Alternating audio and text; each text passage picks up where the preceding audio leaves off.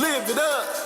Live like it's the night of your life. You got the right to live. So go and live it up. Live like it's the night of your life. Let's start the party. Start the party. Live it up. Live like it's the night of your life. You got the right to live. So go and live it up. Live like it's the night of your life. Let's start the party. Start the party. Live it up. I'm dangerous like tightrope. No talking, not that of a maestro. More like that lizard from Geico. When I lick, you go psycho. Downtown, I'm more famous than Michael. My game, I gave it to Tycho. Gene Simmons up my time. Whoa, got mind control. Damn control. Up to your spine and back down to your toes. Melt you, little mama, like Pile mode. Hot like the summer, goodbye to your What's toes. up, everyone? Welcome to the Xander Effect. I'm your host, Xander Dames. In entertainment news, Rihanna is back after 4 years of being on hiatus.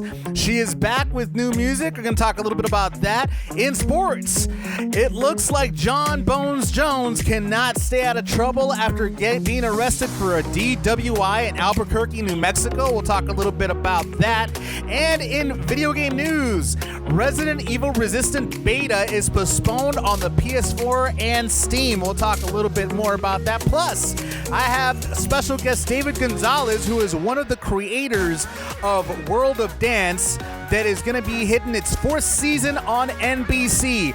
All that coming up, but first, let's start off with a little music by Cece Peniston. Here is Finally, right here on the Xander Effect.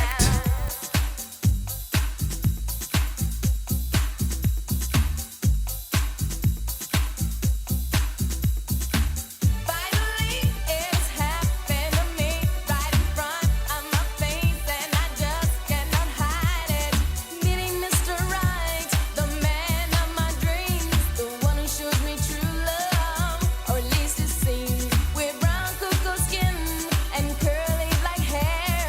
It's just the way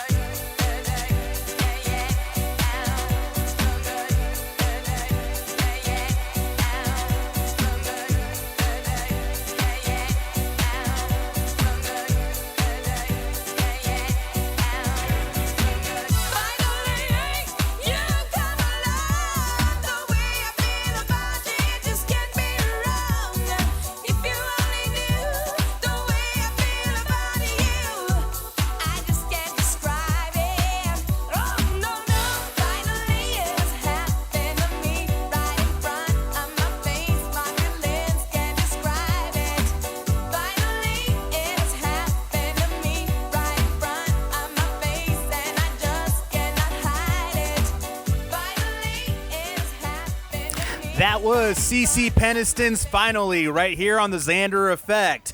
In entertainment news, looks like Rihanna fans have a little bit of a bittersweet taste in their mouth because although Rihanna has come back after 4 years of being on hiatus, it looks like she'll be just doing a collaboration with PlayNextDoor. This is one of Drake's artists of his label. And she's doing a collaboration with him. She's featured in his new single that's coming out. But not to fear, Rihanna fans. It looks like the song is just the jump off to something bigger. Apparently Rihanna has been. She went ahead on social media and she revealed that she is working in the studio with the Neptunes, Pharrell Williams and Chad Hugo. So more than likely, we will be seeing Rihanna's new album coming out sometime in the near future. Obviously, with everything that's going on, it seems like, a lot of artists have a lot of time in their hands to record, to write, and everything. So we will be seeing Rihanna maybe come back with a brand new album very soon, and a lot of fans are very happy about that because they haven't heard from her since she released Anti back in 2016. So I mean, she's still been in the spotlight, but not doing anything musically. So it seems like she needed this time off to go ahead and just regroup, as many artists do, and that's pretty much where she's at right now. So looking forward to hearing some new music coming out of the Rihanna framework. In other entertainment news, another singer that's a little bit has a lot of time on her hands is Britney Spears, as she went onto social media and joked that she actually can run the 100-meter dash faster than the fastest man in the world, Usain Bolt. I mean, obviously, and she went on social media saying that, quote, obviously, I was joking about running the 100-meter dash in 5.97 seconds. The world record is held by Usain Bolt, which is 9.58 seconds, which you better believe I'm coming for the world record. Hashtag joking. So it seems like Britney's just like really, really bored right now because she went on in the same post. She actually posted something else basically describing how bored she is at home right now. And it says, quote, okay, I guess I'm bored. In my home for 2 weeks of quarantine and I'm modeling dresses I never knew I had. I tried to screenshot a picture, but it didn't work. I realized I had my hair in a ponytail and no shoes. Anyhow, I got this cute video. I was tired of being still, so I got up to go dance in this orange dress. And do you know what I just realized today? That orange dress, or that orange, symbolizes wealth, success, stimulation, happiness, fun, balanced sexuality, enjoyment, expression, heat, sunshine, and warmth. And that's how I felt when I put it on. So looks like Britney Spears is trying to make the most of what's going on in these times right now by just trying to have fun, have a good time, and get her mind off of a few things. So good for her on that. In other entertainment news, obviously a lot of us heard what Evangeline Lilly said right when this crisis began, and it was something that was very insensitive to many people, to the point that there was an uproar about what she had said, and to be like, it was just something that was so shocking to many people, because she basically said that she's gonna still do what she wants to do. She's immunocompromised. Her father has leukemia, and she's still gonna go out and and just do what she would regularly do. When at that time it was expressly suggested by many people in the White House, many people in the medical field, the CDC, to maintain staying at home. And there was even a hashtag that began called Stay at Home. She pretty much ignored that. Well, thanks to her ignoring that, she got a lot of backlash on her social media. A lot of people were very upset how insensitive and how irresponsible it was for her to say the things that she said. So she decided to retract her statement and offer an apology, and she posted on Instagram with a picture of her doing like a game night with her family, and it says, quote, Hello, everyone. I am writing you from home where I have been social distancing since March 18th, when social distancing was instituted in the small community where I'm currently living. At the time of my March 16th post, the directives from the authorities here were that we not congregate in groups of more than 250 people, and that we wash our hands regularly, which we were doing. 2 days later, those directives changed, and despite my intensive trepidation over the socioeconomic and political repercussions of this course of action, please know I am doing my part to flatten the curve, practicing social distancing and staying home with my family.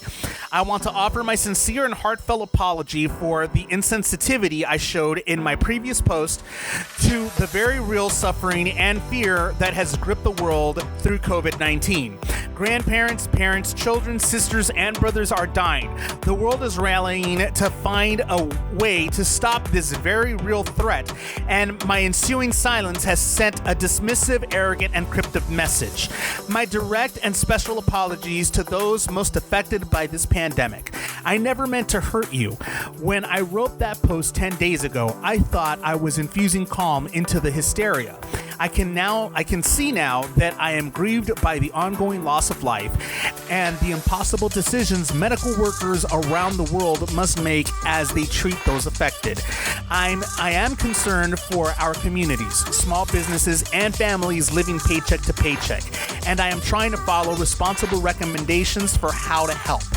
Like many of you, I fear for the political aftermath of this pandemic, and I am praying for all of us. At the same time, I am heartened by the beauty and humanity I see so many people demonstrating toward one another in this vulnerable time. When I was grappling with my own fears over social distancing, one kind, wise, and gracious person said to me, quote, "Do it out of love, not fear." And it helped me to realize my place in all of this. Sending love to all of you, even if you can't return it right now, EL. So it looks like she legitimately and honestly felt really bad about what she had said, and because of that, she has decided to go ahead and apology for a very insensitive, for a very insensitive quote that she was that was posted all over news outlets and all over social media. So that's good on her that she's finally understanding the severity of the situation and she's doing something about it. In other entertainment news, I had the opportunity to speak to one of the creators of World of Dance, David Gonzalez, and he basically tells me, he chats with me a little bit about how the concept of the show was created, how it came to be, and where they want to go as they enter their 4th season on NBC. But first, before we get into that, here is Dirty Machine's BBFB right here on The Xander Effect.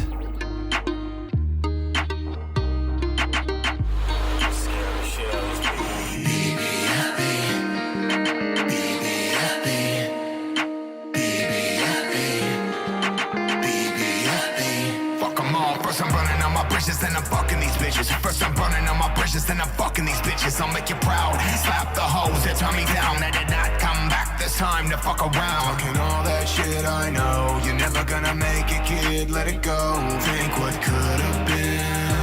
Think what could have been. When all the pain hits home, I'll make it all my own and shut you out again.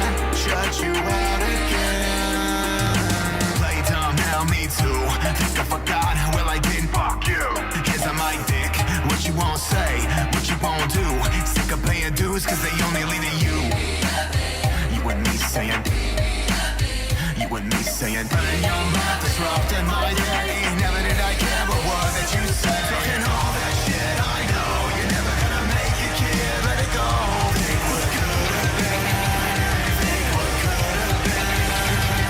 When all the pain hits home, I'll make it all my own and shut you out again. Shut you out again.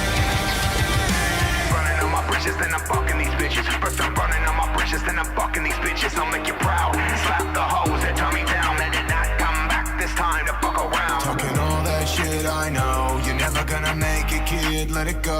Think what could have been. Think what could have been.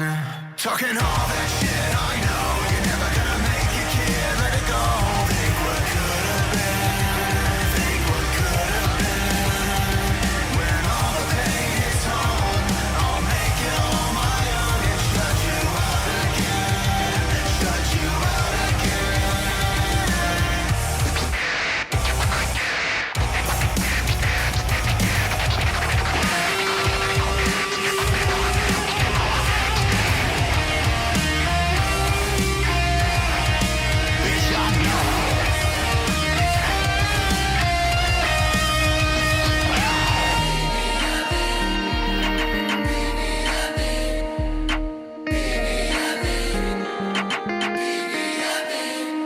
Talking all that shit, I know you're never gonna make it, kid. Let it go. Think what could have been. Think what could have been. When all the pain hits home, I'll make it on my own and shut you out again. Shut you out again. Talking all that shit, I know you're never gonna make it, kid. Let it go. Think what could have been. Think what could have been. When all the pain hits home, I'll make it on my own and shut you out again. Shut you out again. So on the Xander Effect, I have one of the founders of World of Dance, David Gonzalez here. How you doing, David? I'm doing great. How are you? Staying quarantined like the rest of the world. I hear you. So basically, like you are one of the founders of a huge show that is executive produced by Jennifer Lopez. Before we get into that, how did you get started in this? I mean, were you always into entertainment, dancing, things like that? Yeah, no, I've been involved in live entertainment for 20 plus years. So I'm not foreign to the event business and concert business and now I guess television business. Nice. So were you a dancer yourself?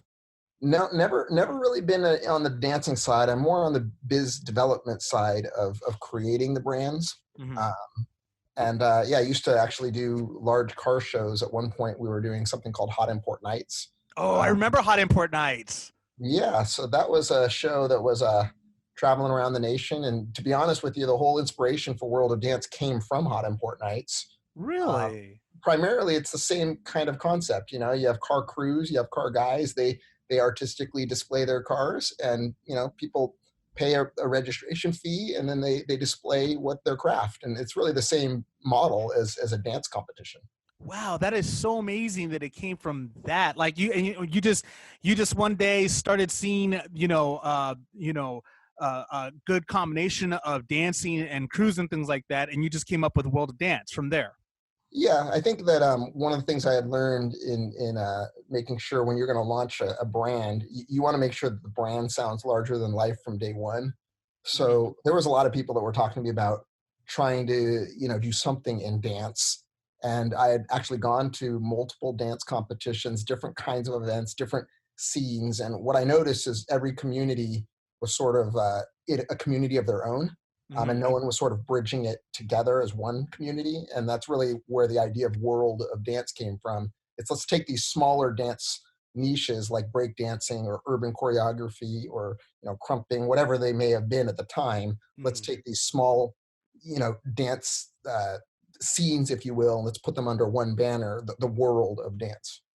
That's awesome. And you this is a combination of yourself, Myron Martin, T. Sherpa, and Michael McGinn. Yeah, I mean it's actually Myron, myself, and Mike McGinn and Herman Flores. I guess you would say we were kind of the original founding group. And how did you guys all get together? Most of us we've been lifelong friends, producing different events. So we've been together for some time. I had a club promotion business called 21XL Events. Myron was a part of that. So we've all kind of crossed paths over the last 20 years. Oh, that's interesting. I actually used to be a Hollywood club promoter myself. So I did it for about a little over 10 years. So I know exactly what you're talking about in that aspect. Yeah. Are you, if you don't mind me asking, What was your promotion name back then? Oh man, I was a part of different types. I was part of B. Thomas Hollywood with Brad Thomas. Okay, gotcha. I was a part of SBE for a while as well.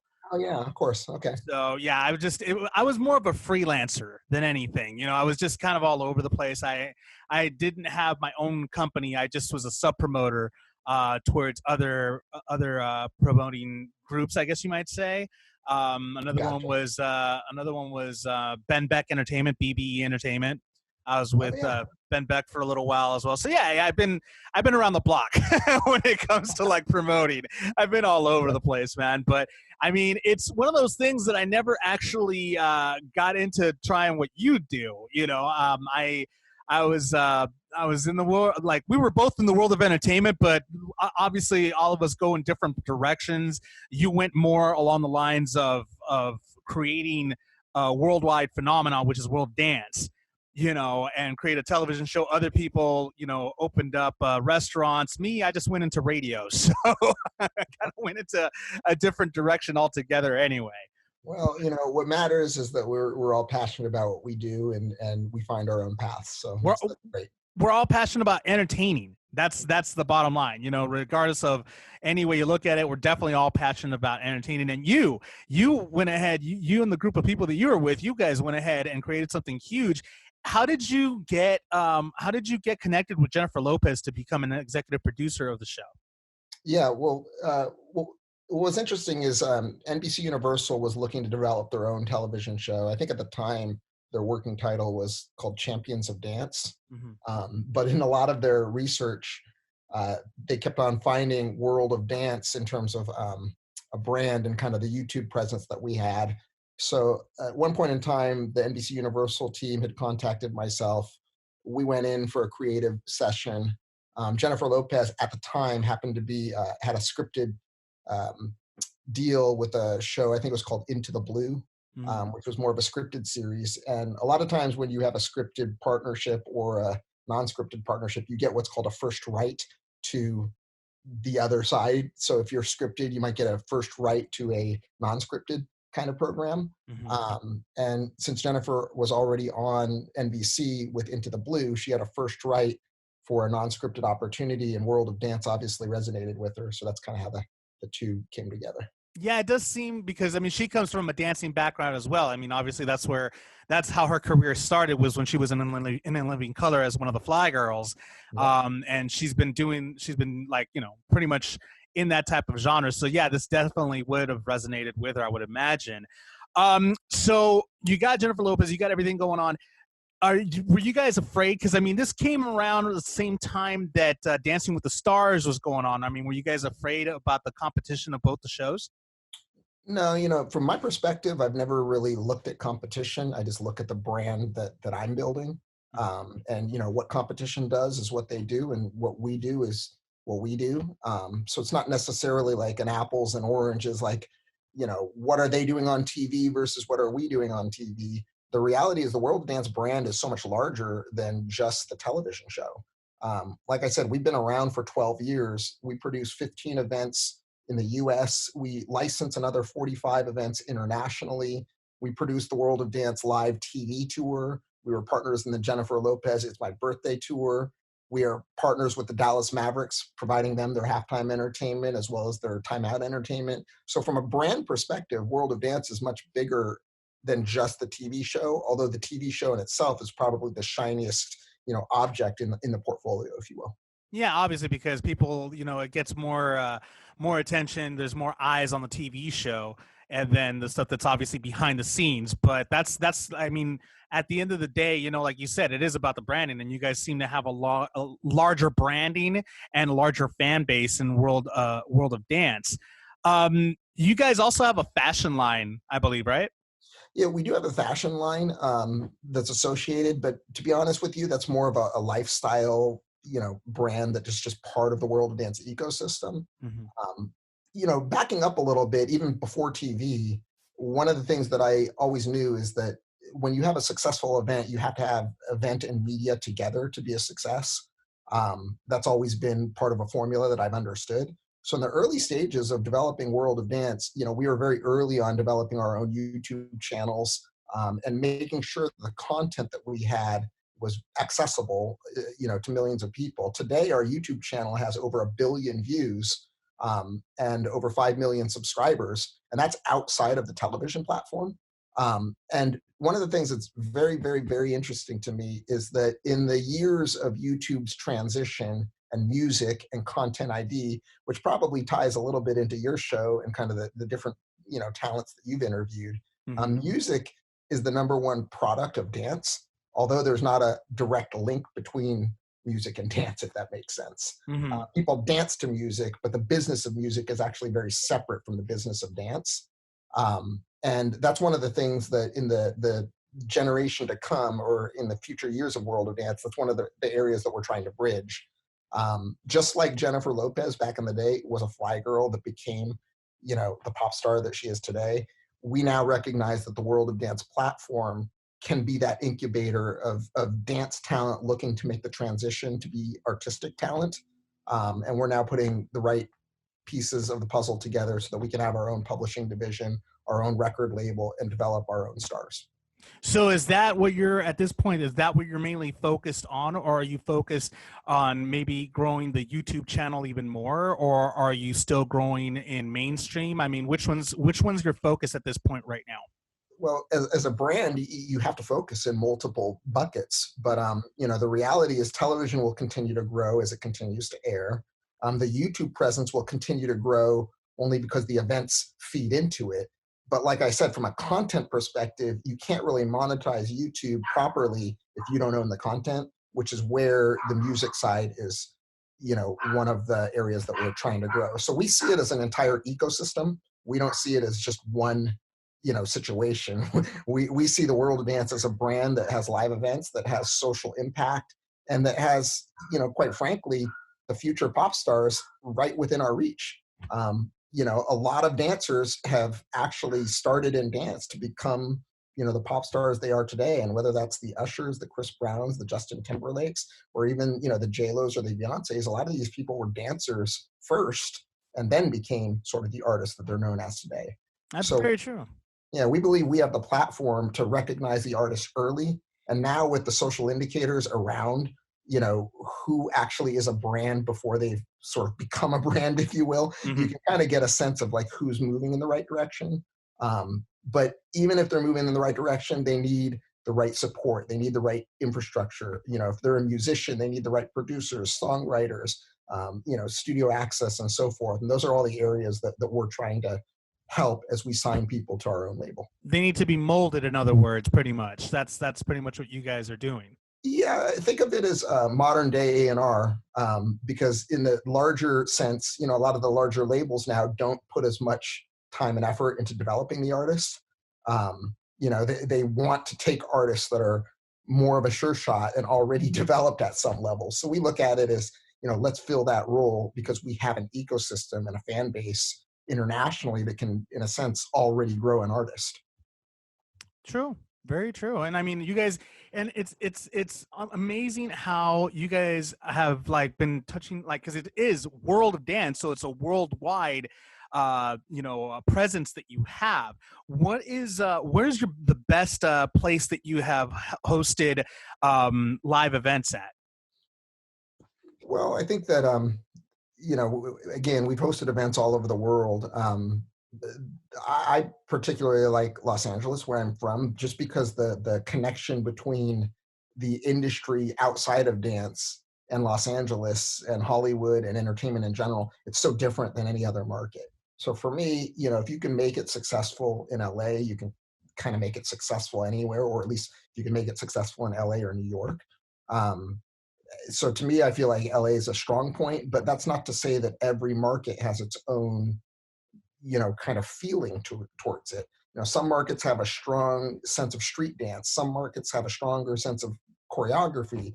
Some markets are much more heavily populated, so you have larger crowds, and some are just, smaller, but just the intimacy of how it all comes together is unparalleled. So, everything has its own unique flavor, if you will, but it's all World of Dance.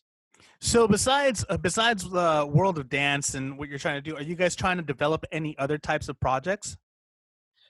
Yeah, there's a few things that are in the works. I mean, we have a video game license that we're working on right now. I'm probably not at liberty to say who the partners are, but that's something that's of interest. And you know, we're in partnership with the Mavericks for the NBA year. Unfortunately, things have kind of come to a stall Of course. based on the current times, but Mhm. you know, we're hoping to continue that partnership. And then, you know, there's always the aspirations of developing your own show. Right now, we tour World of Dance live in a sense of the television show on tour. Mhm. But it would be great if someday we could create our own Vegas show, or you know, our own sort of standalone show.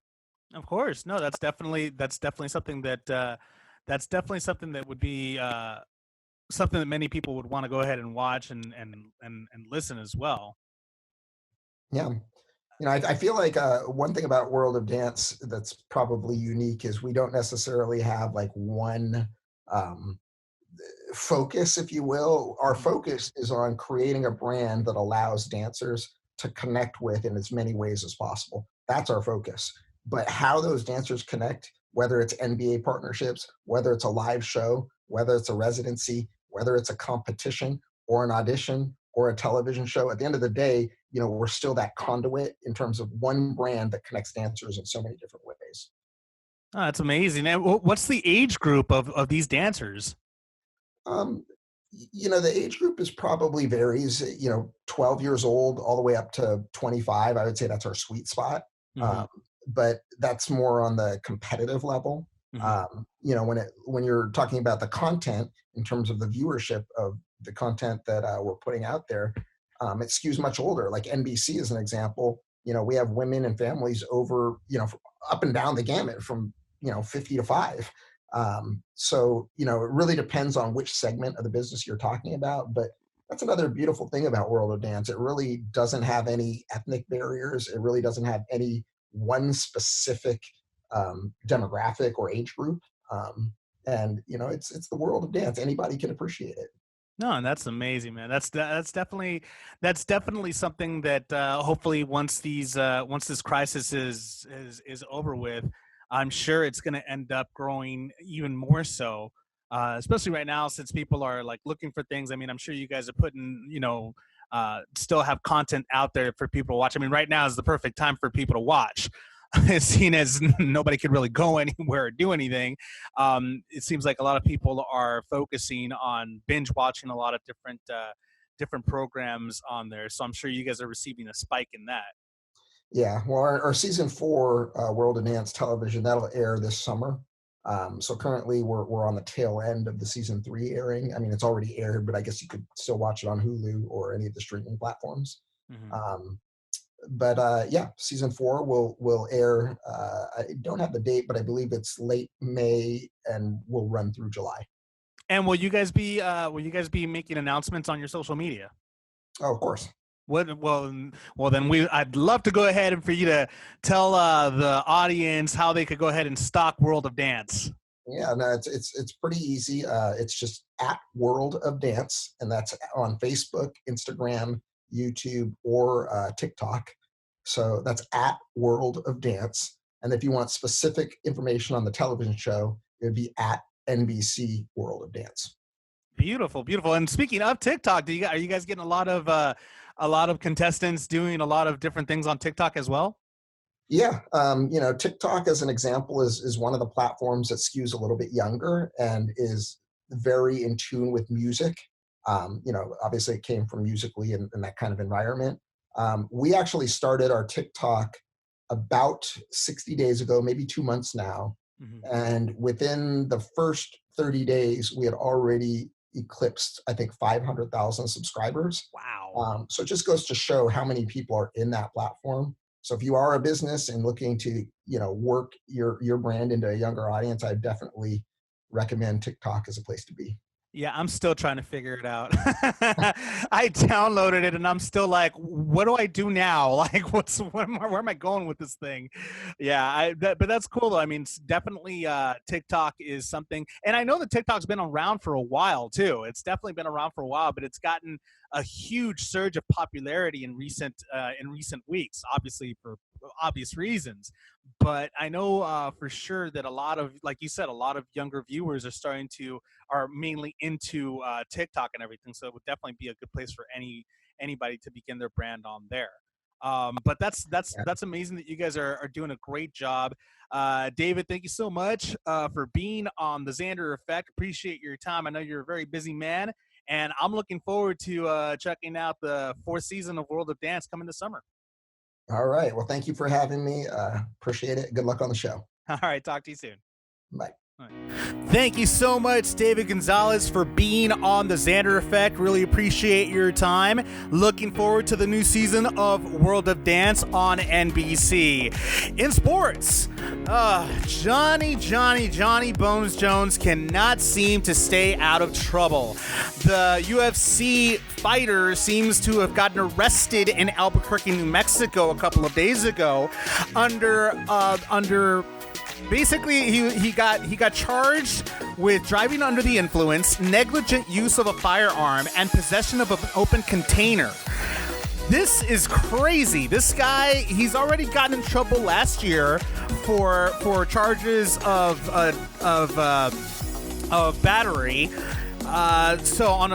Basically it was charges of battery against a waitress at an Albuquerque strip club. So he's facing charges on that, and now he's got this on top of his plate. I mean, in a time of crisis that the world is facing, this guy decides to go out and drive, shoot his gun, and be drinking while he's doing it.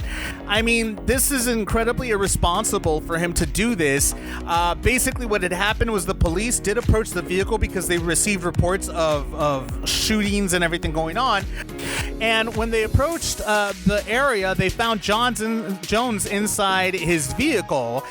They asked him about the gunshots, and he said that he hadn't heard anything about that. But they did notice, the police officers did notice that he was intoxicated. And of course, they asked him to do a sobriety test. Jones consented to it, and he failed it. He failed the breathalyzer twice. He also admitted that he had driven there and he was planning on driving back to wherever he was going, which is another no-no. They found the gun in his vehicle. They found a black handgun in his vehicle, and they also found a bottle of Recuerdo 750 milliliters behind the passenger seat. So basically, Jones lied about the gunshots. He admitted that he was he didn't admit that he was under the influence, but he admitted that he had driven there, and he was planning on driving back. So, I mean, there's that. I mean, I don't know how that's going to help him, Manny, because now he's facing DWI charges. He's also facing battery charges from an incident that happened last year because he assaulted a waitress at an Albuquerque strip club. So John Jones is in a lot of trouble right now from two different sides in the same city, no less. And this is something that is becoming a habit to this guy. He basically had returned from a substance abuse issues that he had. He had tested positive for illegal substances, in one of his fights, in one of his championship fights. He hasn't been the most ideal champion for the UFC. At this time, it's kind of foggy as to where John Jones's future lies right now in the eyes of Dana White and the rest of the UFC. So far, a few UFC fighters have come out on social media after learning about the news. For example, Thiago Marreta, he posted on his Twitter at Team Marreta MMA, he says, quote, "I think UFC's 205 division needs a new champ. One that's not forever in trouble. I think me and Reyes deserve to fight for the belt." At Dana White, at Mick Maynard, at UFC, at Dom Reyes, at UFC Brazil, at Alex Davis MMA, at ESPN MMA. Another person that also decided to join on the dog pile is his former training partner Diego Sanchez, who actually he responded to a tweet that another person posted. Damon Martin at Damon Martin. He posted basically the news about Jon Jones, saying UFC champion Jon Jones was arrested for aggravated DWI, negligent use of a firearm, and in Albuquerque late Wednesday night. He basically responded to that tweet by saying, Diego Sanchez said, at Diego Sanchez UFC said, not even the coronavirus can keep Bill effing Cosby Jones off of the streets of ABQ during this global pandemic. What a bitch. The fakest F ever. Fake ass supporters and followers too. Hashtag real Burkirky. So many fighters are very upset at the way Jon Jones has gotten arrested yet again. His irresponsibility, especially during times of crisis when you're supposed to be isolated and staying in. This guy is going out drinking, driving, shooting off his gun. I mean, it's incredibly irresponsible. The UFC really needs to reflect on all this that's going on. Obviously, Jon Jones still needs a lot of help. He was supposed to have gotten it a while back, but seems like that's not working. That help is just not working. He's still very much troubled. There's a lot of things going on. At this point, in my opinion, I think the pressure of being a champion, the pressure of being a role model, and all these pressures are getting to a person that has a problem with addiction and can't handle that type of pressure without taking a drink. So at this point, it would seem that, in my opinion, I believe that the UFC, they need to really consider all these issues and possibly releasing Jon Jones, because it's causing more controversy for the brand itself. Dana White, knowing Dana White, he's not knowing him personally, but seeing how Dana White reacts to these things, I am assuming that Dana White might just have to strip him of the belt. He might receive pressure from the higher ups to strip Jon Jones of the belt, because he's just not he's not being a good role model, and they don't need that kind of negativity floating around against the UFC. So possibilities are that Dana White might have to strip him and release Jon Jones from the UFC permanently, because he just, this is like what, the third or fourth time that Jon Jones has acted up and has had legal problems. I mean, he's got two on his plate, not just one. He's got two now. So this has got to be done, and we'll see what happens. We'll see what Dana White decides to go ahead and do to Jon Jones, in the next few days. In other sports news, Roman Reigns is out of WrestleMania due to health concerns over COVID-19. Now, I totally understand what's going on here, because Roman Reigns, his real name is Liti Joe Anoy, and basically he's immunocompromised, because Roman Reigns has he's gone through bouts of leukemia since he was a kid, and he basically, the leukemia came back in 2018, and he underwent a lot of treatment for it. Thank goodness he recovered from it. He's back to wrestling again. He's back to being good again. He sent the cancer, the leukemia, into remission again, so he's good to go. He's scheduled to fight, or he was scheduled to fight Goldberg for the WWE Universal Championship, but because of everything that's going on right now, Roman Reigns decided to back out, because he looks at it as, championship is not worth his well-being. It's not worth his life. I mean, heaven forbid that he would get infected. He would definitely be. It would kill him probably. Seeing as he's immunocompromised, he wouldn't be able to survive it. And this is a virus that is attacking and it's killing most immunocompromised patients. So because of that, he's decided to back out of WrestleMania. And you know what? It's a good idea for him to do so, because again, he's got more to lose. He's got more to worry about. He's got his family to worry about. He's got his own life to worry about, obviously. So therefore, it was a good idea for him to back away from this match.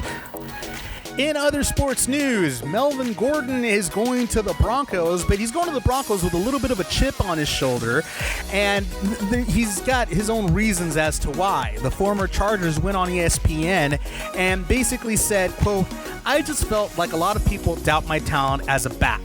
Just during the holdout saying he's just an average back. He's not this, he's not that. Just this year saying he's not the back that he was. I'm going to take that and use it as a fuel because I know what type of player I am and I want to show that. I want to show that and I am going to show that. I'm better than just average." So what he's talking about is that during the time that he was negotiating with the Chargers, he was holding out on his contract for a while, and he missed a few games during the regular season because of that holdout, and he just didn't get enough playing time during that time. So now he's gotten traded over to the Broncos. He's going to be playing for the Broncos this coming season, and he's got something to prove. And I believe I know what that is. It's called ego.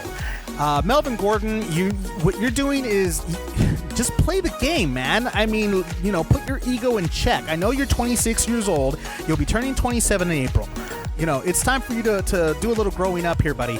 I mean, there's no reason for you to go ahead and go into a team with a chip on your shoulder, having something to prove. Just play the game. Enjoy yourself. I mean, granted, you got $16 million with the Broncos, which raised a lot of eyebrows. Especially one eyebrow in particular in the name of Philip Lindsay, the current running back for the Broncos.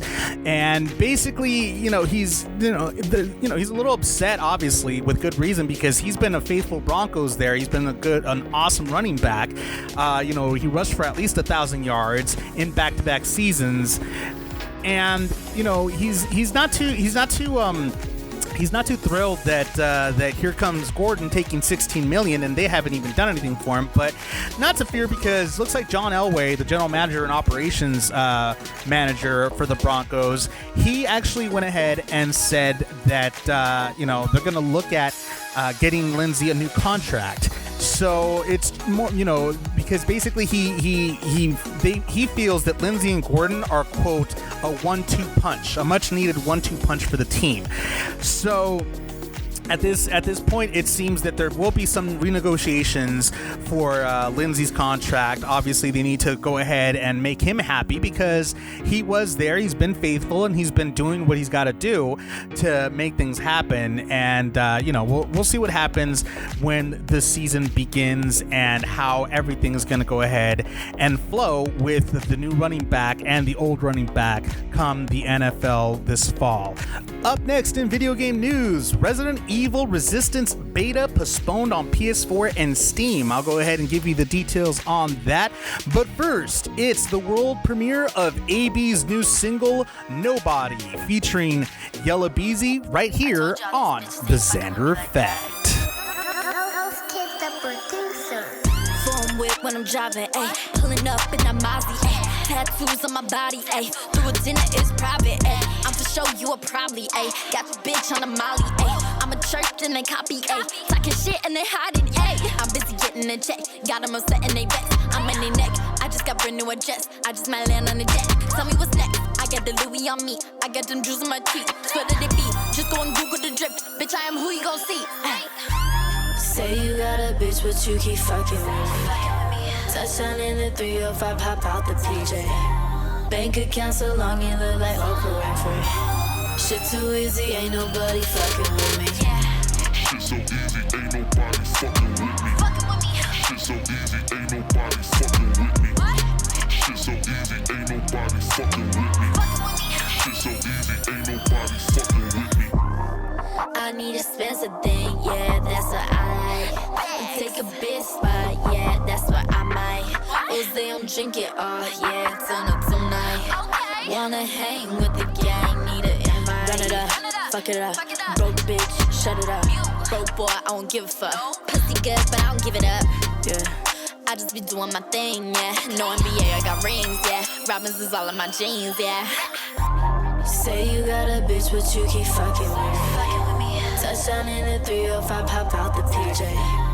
Bank account so long you look like Oprah Winfrey. Shit too easy, ain't nobody fucking with me.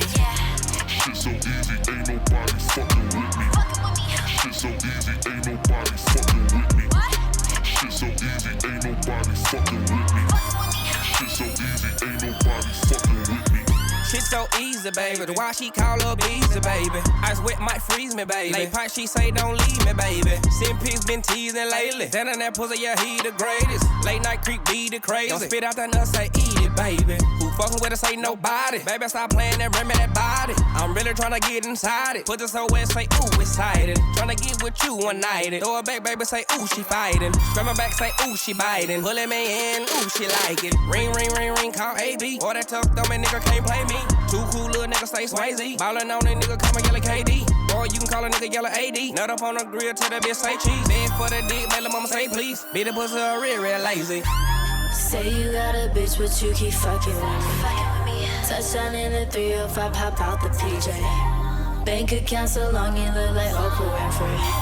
Shit too easy, ain't nobody fucking with me. Shit so easy, ain't nobody fucking with me. Shit so easy, ain't nobody fucking with me. Shit so easy, ain't nobody fucking with me. Shit so easy, ain't nobody fucking with me. It's AB, baby. And my boy, Yella Beezy. Yeah, we fuck it up.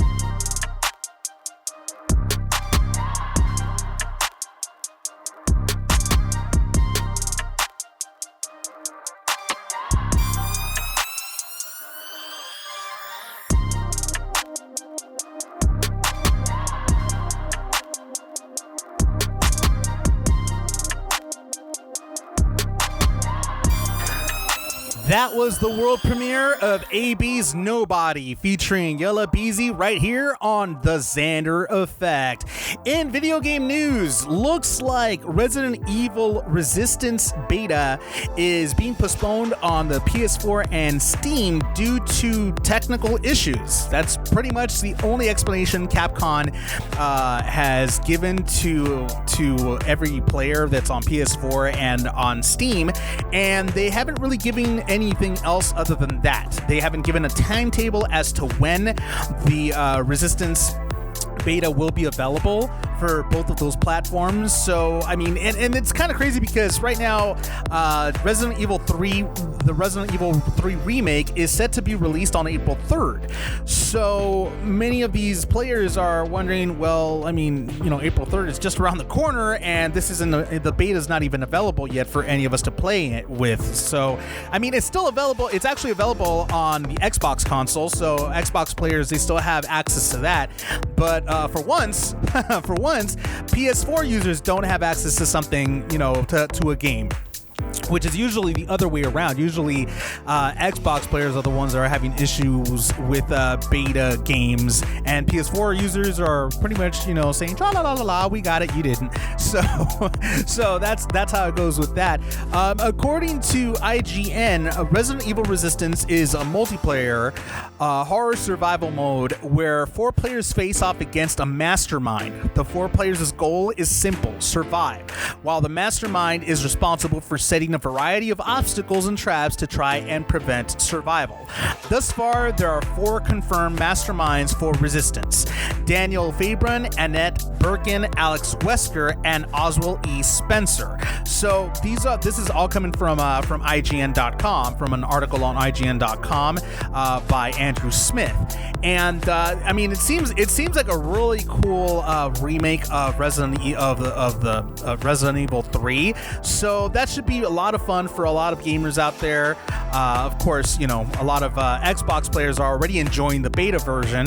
So PS4 and Steam platform players, you're gonna have to wait a little bit until Capcom fixes its technical issues that they have, and you know, either that or just wait until April 3rd when the game is released. That's it for the Xander Effect. That's the news in case you haven't heard it. Thank you so much for listening and tuning in. Again, I am still doing the hashtag AW movement, which is the Applaud Workers movement. I'm still trying to get that going and get that trending. It's in honor of all the essential workers that are out there putting their health at risk to continue to provide services for all of us. So definitely try to go ahead and make a video, clapping your hands, applauding them, repost it on your social media. Hell, a lot of you are doing TikTok videos. You could take you could take 30 seconds to a minute to go ahead and post an applaud, giving your thanks to many of these essential workers. Again, thank you so much for listening to the Xander Effect. Hope to see you next time. And remember, music always heals all. We'll see you next time. Live it up. B. Taylor. Flow Rider. Live it up. Live like it's the night of your life. You got the right to live. So go and live it. Live it up. Live like it's the night of your life. Let's start the party. Let's start the party. Live it up. Live like it's the night of your life. You got the right to live. So go and live it. Live it up. Live like it's the night of your life. Let's start the party. Let's start the party. Live it up. Girl, I'm dangerous like tightrope. No talking, not that of a maestro. More like that lizard from Geico. When The Xander Effect is powered by 50/50 Global Music Inc., BMG, and Sony Music The Orchard, in association with Art 19 Media.